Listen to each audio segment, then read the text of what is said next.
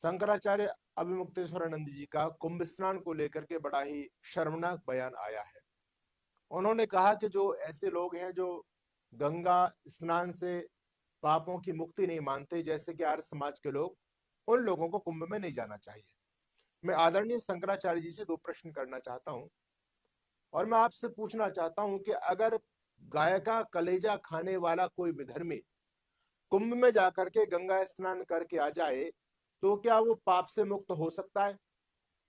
दूसरी बात, शंकराचार्य मुझे बताएं कि पाप कहां रहते हैं।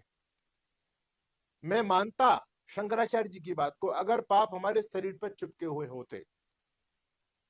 आदरणीय शंकराचार्य जी, शास्त्र कहता है कि अद्भुत गात्राणि शुद्धंति मन शस्त्रेण शुद्धति विद्या तपोभ्याम भूतात्मा बुद्धि जाने न शुद्धति। जल से तो केवल तन की शुद्धि होती है, लेकिन पाप तन पर नहीं चिपटे हुए होते। पाप रहते हैं मन के अंदर, और मन की शुद्धि जल से नहीं होती है। ये आपका शास्त्र कहता है, मनुस्मृति धर्मशास्त्र इस बात को कहता है। और आप मुझे ये बताएं कि ये जो गंगा स्नान से जो पाप मुक्ति का फॉर्मूला है, ये आपको कहां से हाथ लगा है? वेदों में तो कहीं नहीं है, शास्त्रों में तो कोई नहीं है, ये उपनिषदों में कहीं नहीं है, दर्शनों में कहीं पर भी नहीं है, गीता में कहीं पर भी नहीं है। एक तरफ योगेश्वर भगवान कृष्ण कहते हैं कि आपने जैसा कर्म किया है, दुनिया में कोई ऐसा तंत्र मंत्र यंत्र नहीं है जिसको करने से आप अपने किए हुए पाप के फल से मुक्त हो जाएं। एक तरफ भगवान कृष्ण की मान्यता है। वेद भगवान कहते हैं पक्तारम पक्व पुनराविशाति, आपने जैसा किया वैसा ही आपको भोगना पड़ेगा, आप बच नहीं पाओगे। दर्शन शास्त्र कहता है कि कोई भी कर्म फल दिए बिना नष्ट नहीं होता, वो फल देता ही है, उसके बाद ही कर्म फल नष्ट होता है। अच्छा, कृष्ण एक तरफ कह रहे हैं कि आपको भोगना पड़ेगा, गीता कह रही है, भगवान राम कह रहे हैं कोई ना काऊ सुख दुख कर दाता निज कृत कर्म भोग सब भ्राता। तो कर्म फल थ्योरी को हर एक व्यक्ति मान रहा है कि आपने जैसा कर्म किया है वैसा मानना पड़ेगा, लेकिन हमारे आदरणीय शंकराचार्य कह रहे हैं कि गंगा में स्नान करने से पाप मुक्ति हो जाती है। आदरणीय, मैं आपसे पूछना चाहता हूं, किस सदी में जी रहे हैं? आज के विज्ञान पूर्ण युग में, तार्किक युग में आप ऐसी बेहुदी बातें कर रहे हैं जिससे हमारे सनातन धर्म पर लोग उंगलियां उठा रहे हैं। गंगा में नहाने से पाप मुक्ति का क्या मतलब? अगर गंगा का पानी इतना पवित्र है कि वो सारे पापों से मुक्त कर देता है, तो गंगा के अंदर जो रहने वाली मछली है उसकी मुक्ति क्यों नहीं हो जाती? तरेगा तो वही जिसके हृदय में ही हरि है। गंगा के नहाने से जो पापी नर तर जाए, तो मीन क्यों न तरे जिसका गंगा बीच घर है।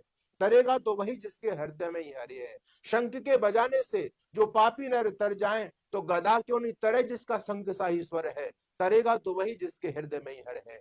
तो गंगा में डुबकी लगाने से पाप माप नहीं होते।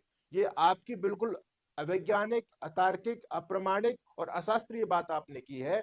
और इसके लिए हम सभी आर्य समाज के विद्वान आपको शास्त्रार्थ का चैलेंज करते हैं, आपको ससम्मान शास्त्रार्थ में आहूत करते हैं कि आप आइए और अपने सिद्धांत की पुष्टि कीजिए। हम डिबेट के लिए तैयार हैं। और जो थ्योरी आप समाज में परोस रहे हैं कि गंगा में स्नान करने से पाप माफ हो जाएगा, तो आप मुझे ये बताओ कि इनसे धरती पर पाप बढ़ेंगे या पाप घटेंगे? एक तरफ तो धरती पर वैसे पाप पहले से बढ़ते चले जा रहे हैं, एक तरफ आप भी लोगों को सर्टिफिकेट दे रहे हैं कि गंगा में स्नान करो, कितना भी पाप कर लो और गंगा में स्नान कर जाओ, कुंभ में सारे पाप माफ। बहुत सरल आपने सर्टिफिकेट लोगों को दे दिया। तो इससे तो पाप बढ़ेंगे धरती के ऊपर। एक व्यक्ति अपने खेत में जाता है, देखता है गाय बहुत नुकसान कर रही है, उसने जो है प्रहार किया गाय पर हथियार का, गाय की मृत्यु हो गई। गाय की मृत्यु हुई तो उसको बड़ा पश्चाताप हुआ कि मेरे से पाप हो गया। लेकिन आप जैसे धर्मगुरुओं ने उनको पाप से मुक्ति का फॉर्मूला दिया हुआ था, कैसा ही पाप हो जाए गंगा में जाके स्नान करके आ जाओ।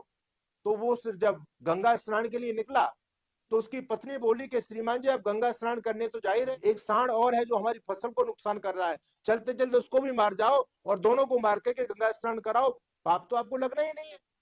तो ये जो आप फॉर्मूला समाज को दे रहे हो, ये फॉर्मूला समाज को तोड़ने वाला है, वैदिक सिद्धांत के बिल्कुल विपरीत है। आदरणीय शंकराचार्य, आप राजनीतिक बयान आज तक देते रहे हैं, लेकिन जब आप धार्मिक बयान दे रहे हैं तो आपको धर्म शास्त्रों को अच्छी तरह समझना पड़ेगा और तब आपको बोलना पड़ेगा। अगर आप ऐसे बयान देंगे तो इससे सनातन धर्म की हानि हो रही है। आप जिस मठ में बैठे हुए हैं, आप जिस सम्मानजनक पदवी पर बैठे हैं, मैं आपकी पदवी को प्रणाम करता हूं, वो कोई सामान्य पदवी नहीं है। आदिगुरु शंकराचार्य तो अद्वैत भाव की बात करते थे, वो समाज को तोड़ने की बात नहीं करते थे, वो समाज को जोड़ने की बात किया करते थे। लेकिन आप समाज को तोड़ रहे हैं, और उस समाज, आर्य समाज जैसा पावन संगठन जो सनातन धर्म की रक्षा के लिए अहरनिश प्रयासरत है, जो अज्ञान अविद्या अंधकार आडंबर से समाज को दूर कर रहा है, जो देश की हर बुराई को लेकर के समाज में उस बुराई को दूर करने का प्रयास कर रहा है, देश की स्वतंत्रता में सर्वाधिक योगदान जिस संगठन का रहा है, आज भी सनातन धर्म की सच्ची टीस जिनके दिलों में उठती है, वो संस्था आर्य समाज है। उस आर्य समाज पर आप पाबंदी लगा रहे हैं। निश्चित रूप से कहीं आप किसी षड्यंत्र के शिकार तो नहीं हो गए? आपको चिंतन करना चाहिए, और आप एक सम्मानजनक व्यक्ति हैं देश के, आप बहुत गौरवपूर्ण गद्दी पर बैठे हुए हैं, तो आपको ऐसे ओछे और ऐसे छोटे बयानों से बचना चाहिए। मैं एक आर्य समाज का प्रचारक होने के नाते, अगर आप अपने सिद्धांत की पुष्टि एक शास्त्रार्थ के मंच पर करना चाहें, तो मैं आपको ससम्मान आमंत्रित करना चाहता हूं कि आर्य समाज आपके साथ डिबेट करने के लिए तैयार